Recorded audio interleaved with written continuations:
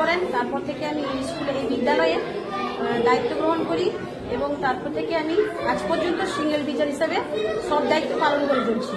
একসঙ্গে mid day meal চালানো, অফিসের সব রকম কাজকর্ম, অফিসের মিটিং বা ছাত্রদের ছাত্রছাত্রীদের আমাদের পড়াশোনা সব কিছু করছি। কিন্তু ঘাটতি ঘটে যাচ্ছে, ঘাটতি হচ্ছে এখানে আমার ছাত্রছাত্রীদের। কারণ আমি যখন অফিসে যাচ্ছি আমাকে মিড ডে মিল খাইয়ে বাচ্চাদেরকে ছেড়ে দিয়ে যেতে হচ্ছে। তাহলে তাদের যে ঘাটতি, আমার স্কুলে 22 জন ছাত্র। কোন কোন ক্লাস চলছে এখানে?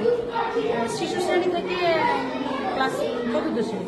কি সমস্যায় পড়তে হচ্ছে? না, ওদেরকে যখন আমি পড়াতে যাব তাহলে আমাকে তো একটা টাইম দিতে হবে, কিন্তু আমি সেই টাইমটাও তো পাচ্ছি না। কারণ আমাকে বিভিন্ন কাজের সঙ্গে, অফিসের বিভিন্ন কাজের সঙ্গে তো আমাকে যুক্ত থাকতে হচ্ছে। মিড ডে মিলের বাজার, অফিসের খাতাপত্র, এগুলো মেনটেন করতে হচ্ছে। কোনোদিন আমাকে ব্যাংকে যেতে হলে আমাকে মিড ডে মিল খাইয়ে ছেড়ে দিয়ে যেতে হচ্ছে। কারণ ব্যাংকের কাজগুলো ফার্স্ট আওয়ারেই হয়। আপডেট বলুন, ব্যাংকের পাসবই আপডেট করতে বলুন, চেকের জন্য আবেদন করতে বলুন, সব কিছুই আমাকে ফার্স্ট আওয়ারে করতে হয়। একটা রুমের মধ্যে আমি সবাইকে বসাই, তাছাড়া আমার ক্ষেত্রে সম্ভব নয়। আর এক্ষেত্রে কি হচ্ছে, আমাদের বাচ্চাদের কিন্তু পড়ার ঘাটতি থেকে যাচ্ছে। এই যে ঘাটতিটা থেকে যাচ্ছে, সেই ঘাটতিটাকে পূরণ হবে কি করে? আমার দ্বারা সম্ভব না, আর আমি পাচ্ছিও না। আমার নাম অতসী রায় প্রধান, অ্যাসিস্ট্যান্ট টিচার, বর্তমান ভারপ্রাপ্ত শিক্ষিকা, পূর্ববার মারাদাবি প্রাথমিক বিদ্যালয়। আমার নাম রঞ্জিতা পায়রা। কে পড়ে এখানে? আমার ছেলে পড়ে। কি নাম? অজয় পায়রা। কোন ক্লাসে পড়ছে? শিশু শ্রেণীতে পড়ছে। পড়াশোনা কেমন চলছে এখানে?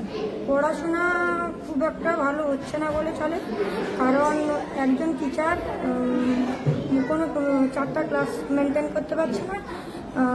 কোনো সময় তো 2টা 2:30টার দিকে প্রায় ছুটি হয়ে যায় বেশিরভাগ, কারণ দিদিমণি মিটিংয়ে চলে যান, কখন ব্যাংকে চলে যান, সেই দিনকে ক্লাসটা বন্ধ থাকে। হ্যাঁ, তারপরে মানে বাচ্চাদের পড়াশোনা প্রচুর অসুবিধা হচ্ছে। এই যে মনে করুন ছোটকালেই তো বাচ্চাদের ভিতটা তৈরি হয়, সেইটা হচ্ছে না। আপনারা কি ভাবছেন এটাকে নিয়ে? আমরা ভাবছি যদি টিচার না আসে তো আমরা উঠে তুলে নিতে বাধ্য হব, তবে আর কিছু করার নেই। এখান থেকে স্কুল বন্ধ করলে কত দূরে যেতে হবে বাচ্চাকে? এখন এখানে কালিন্দী বাজার, সেই নার্সারি স্কুল। আমরা তো নার্সারি স্কুলে পড়ানোর মতন ক্ষমতা নেই, তাই জন্য প্রাইমারি স্কুল করেছেন কেন সরকার, পড়ানোর জন্য, কিছু ছাত্রছাত্রীদের শিক্ষা দেওয়ার জন্য। আর আমাদের আর্থিক অবস্থা অসম্ভব নার্সারি স্কুলে পড়ানোর জন্য, তাই জন্য আমরা প্রাইমারি স্কুলে পাঠিয়েছি। প্রাইমারি স্কুলে পাঠিয়ে যে আমরা ছেলেদেরকে যে আমরা শিক্ষা দিতে পারছি না, এইটা আমাদের অসম্পূর্ণ থেকে যাচ্ছে। তাই জন্য আমি অনুরোধ করছি আমাদের পূর্ববার পানদামি প্রাথমিক বিদ্যালয়ে আর একজন টিচার আসুন। সত্যি একজনের পক্ষে স্কুল চালানো সমস্যার বিষয়, এবং এটা আমরা সব জায়গাতেই জানিয়েছি, আমাদের ঊর্ধ্বতন কর্তৃপক্ষকে জানিয়েছি, এবং আমাদের চেয়ারম্যান স্যারও একজনকে দেওয়ার জন্য চিঠি করেছেন এবং পরবর্তীকালে রিমাইন্ডার চিঠি করেছেন, কিন্তু তিনি সেই স্কুলে জয়েন করছেন না। এটা এই জায়গাটাই আটকে আছে। কেন তিনি জয়েন করছেন না? কেন কিছু কারণ দর্শন করে দেখিয়েছেন? তিনি অ্যাপ্লিকেশন করে জানাচ্ছেন যে তিনি অসুস্থ, এত দূরে যেতে পারবেন না। এই বিষয়ে আর কিছু আখেরে তো ম্যাডাম ছাত্রছাত্রীদের ভবিষ্যৎ যে পড়াশোনা, সেটাও তো ক্ষতি হচ্ছে, সেটাকে কিভাবে আপনারা মেকআপ করার চেষ্টা করেন? আমরা চেষ্টা করছি যাতে উনি যান, অথবা যদি অন্য কাউকে যদি আমরা পাই, তিনি যদি যান, সেভাবেই চেষ্টা করা হচ্ছে। এরকম কোনো ব্যবস্থা এখন পর্যন্ত কি গ্রহণ করা সম্ভব হয়েছে? যিনি যাবেন না পর্যন্ত, তার পরবর্তীকালে কাউকে নতুন করে রিক্রুটমেন্টের ব্যবস্থা করা হচ্ছে?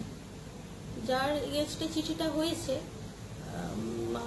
ওনাকে দিয়ে একটা কথা বলা হচ্ছে, উনি যদি যেতে না চান পরবর্তীকালে স্যার যা ব্যবস্থা নেবে সেটাই।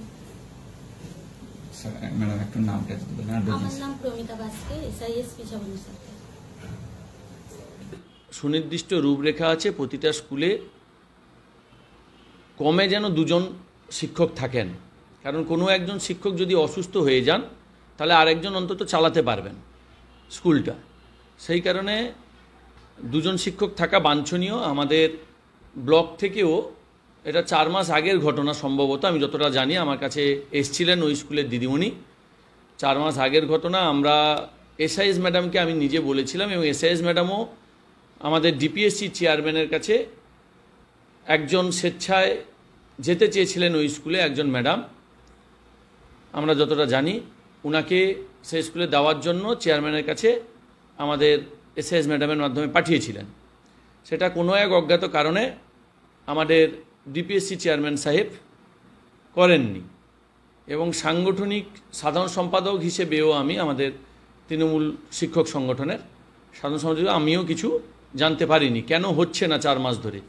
আমি একটা কথা বলতে পারি, আমার ব্লকের সমস্ত জনপ্রতিনিধি চায় যে কোনো স্কুলের পঠন পাঠনের যাতে অসুবিধা না হয়, সেটা যে কোনো প্রান্তে যে কোনো জায়গায়। আমার ব্লক থেকে আমি শিক্ষা কর্মদক্ষ হিসেবে আবার আবেদন করব আমাদের ডিপিএসসি চেয়ারম্যানকে, যে কোনো মূল্যে উনি যাতে আমার পূর্ব মানদাময়ী প্রাথমিক স্কুলে আবার একজন শিক্ষক কিংবা শিক্ষিকাকে, অনেক স্কুলে আমরা জানি উদ্বৃত্ত আছে, সেই উদ্বৃত্ত টিচার যাতে ওই স্কুলে জয়েন করে খুব তাড়াতাড়ি, সেজন্য আমি আবার আপনাদের মাধ্যমে আবার আবেদন করছি।